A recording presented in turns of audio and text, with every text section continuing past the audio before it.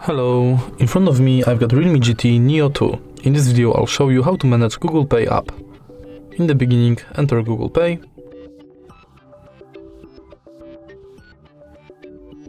Tap Get Started. And this is the homepage of our Google Pay app. From here you can add payment method or add different types of cards. Next, you can go to all your payment methods, full list of participating banks, your full activity,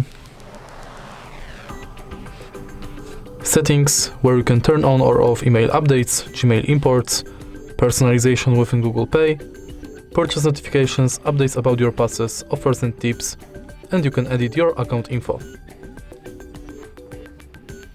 Then we've got contactless setup, when you can turn on NFC, set payment method,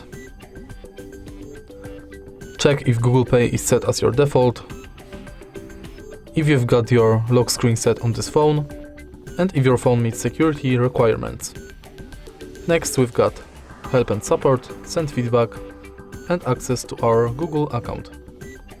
If you find this video helpful, please leave like, comment and subscribe.